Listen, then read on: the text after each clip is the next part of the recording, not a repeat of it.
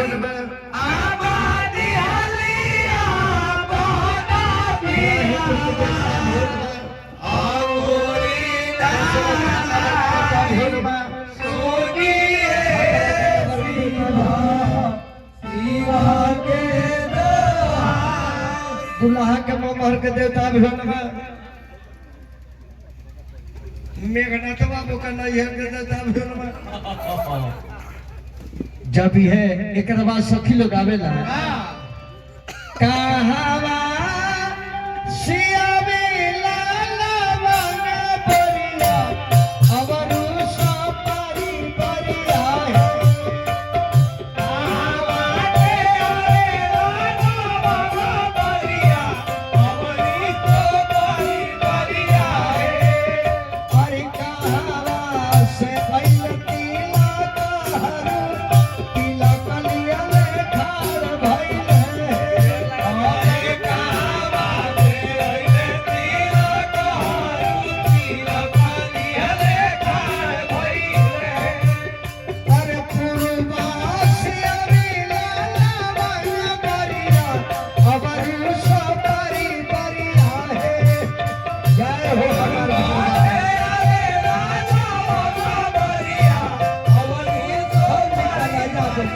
अरे मिथिला से भइल तिलक हरू तिलक लिया ले ठाड़ भइल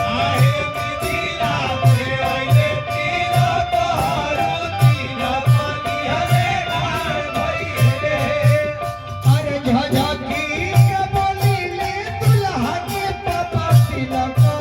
हम न ले हवा है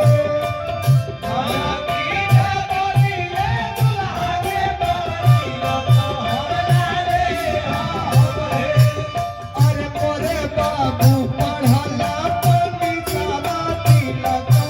बड़ा छोर अइले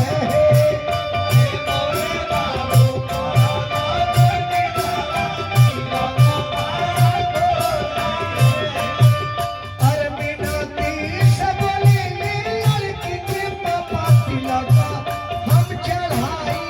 बहे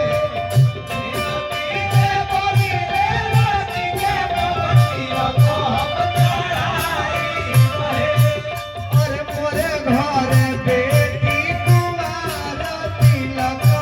हम चढ़ाई बहे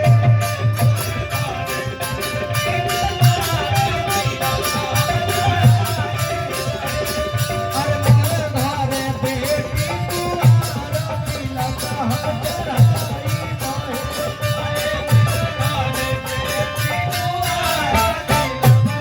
बहे एकदम लोकाचार जेगा मालिक हमार कहले बानी एकदम विधिवत जेगा हमनी के पूर्वज कहले बा एकरा बाद धान हल्दी बटाला अरे धाना में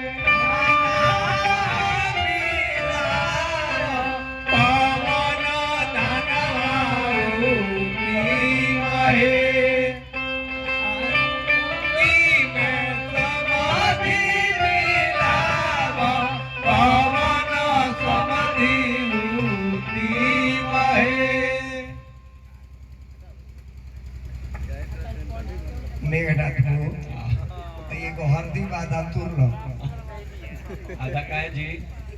आधा तुर लो पियर काहे बहर दी जी अब पियर भाई कर मेघनाथ सांप के जोंडिस को दे हैं आधा था तूने बगा देला लो इहे जाने के बाबू पुलावती लेता तो पूरा लो जब ये धान और दिमटा जाले ही मान एकरा बाद दुल्हा के पछक पड़ाला मेघनाथ को सब कोई को चंदन दे उतर के मैं जा मेघनाथ को जा तारी समय ले ली अच्छा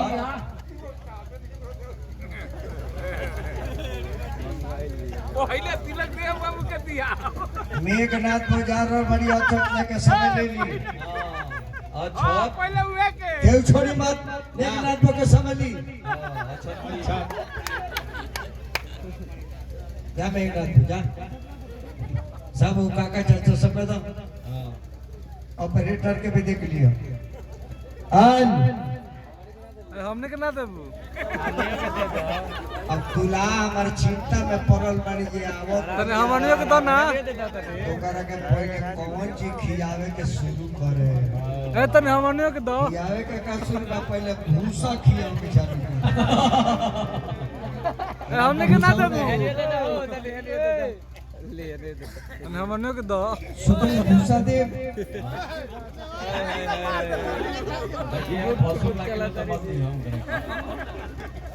हैन आज हमें के ना तो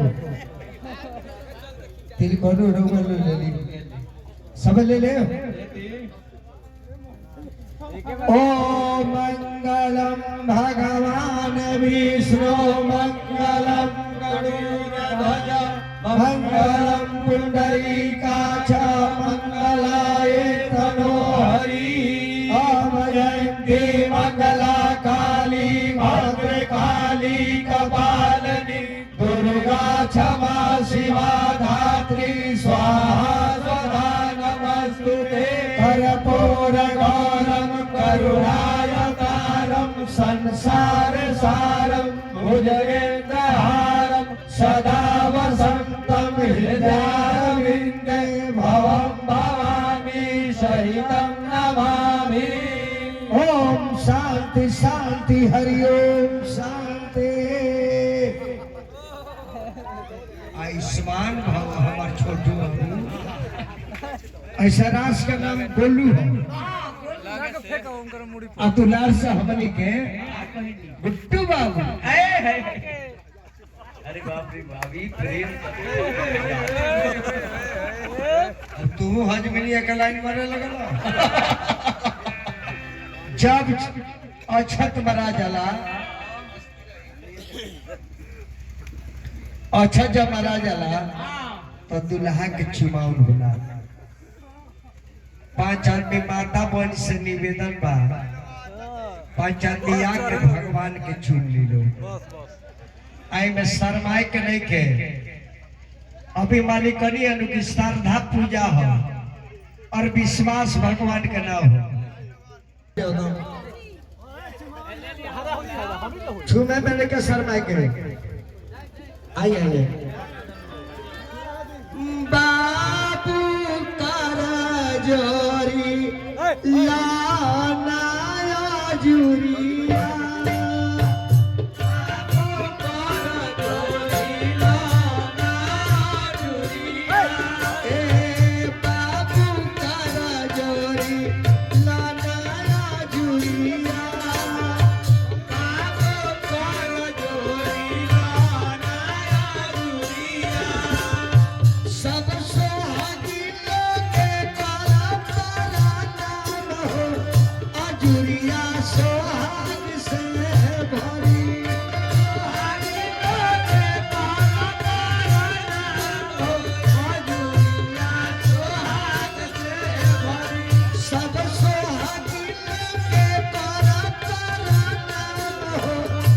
दुनिया से हाथ से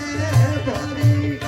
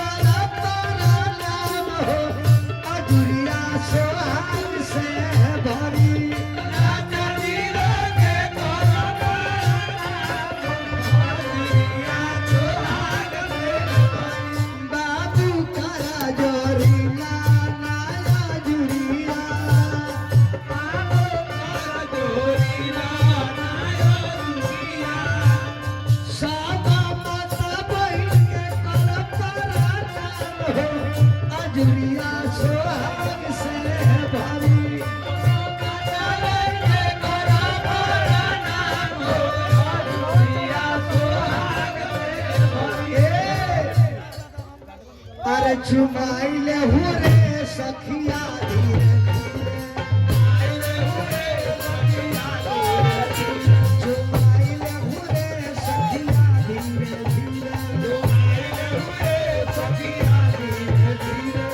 चुमन मोहर भैनी घरवा की सखिया चुमन मोहर भैनी घरवा की सखिया हीरा मोती लुटाई दे हुरे सखिया धीरे चुमाइले हुरे सखिया धीरे धीरे चुमन मोहर भैनी घरवा के लक्ष्मी खुशी में हीरा लुटाई दे हुरे सखिया धीरे धीरे चुमाइले हुरे सखिया धीरे धीरे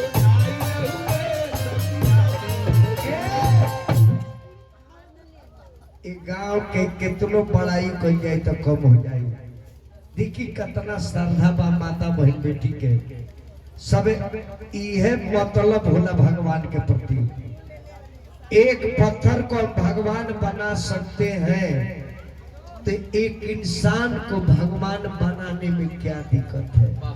हमने का सवेरे ना जाए टेंशन नहीं रखे अब यहाँ के घर बस गई सवेरे भोज होई भात खियावे के पड़ी अब यहाँ गमन के पीठ छोड़ता नहीं सब ना वसुर होते बारे हजामी तू चुमला बाबा वसुर को बुला ले वसुर बोर भाई होते बारे यहाँ के बड़ भाई होने बने बसु कालागंज अच्छा गुरु होते का दिया है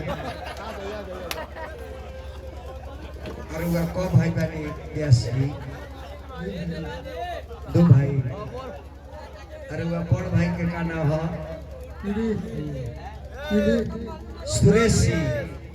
वहाँ के मलकिनी बनी नु अच्छा ठीक बा अब के कर नंबर बा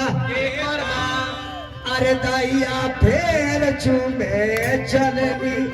सुरेशा बहुत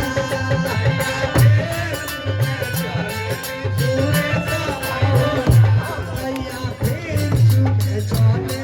सुरेशा बहुत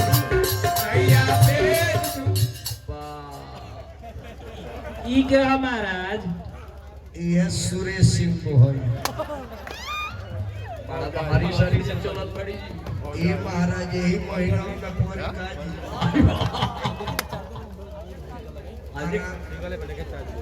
आराम से तराई करना चाहिए लग झाड़ू दे लेके अगर यही पे रह जाए तो तोहरे में लोग भीड़ जाए जो चाचा के गोड़ लगता है गोड़ लगता है चाचा को देखिए चाचा हमारे कितना भावुक माने आप यहाँ जगो बा देखिए गांव के लोग कितना रोज से खुश बा गांव के लोग इससे खुश बा जो हमने कितना में रहते हुए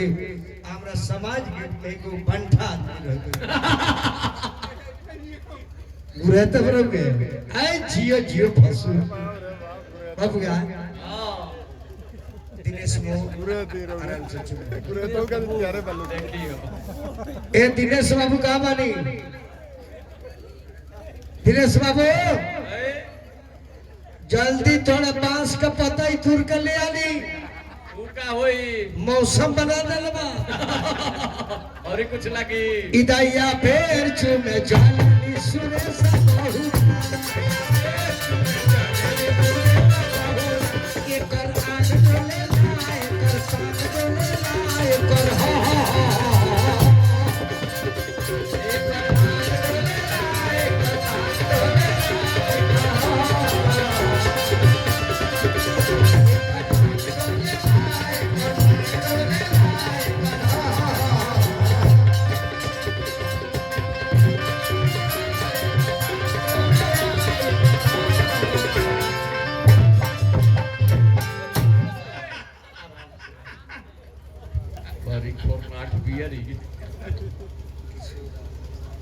बाबू हमारा श्री किशोर राम जी बराहिमपुरी कार के भैया दल बनी हार्दिक स्वागत करता है बस के पता एगो सूती के बोरा उठिया दी वो का होई खादार वाला पर पीछे नहीं लगी लड़का तो हो गए आ तोरे सर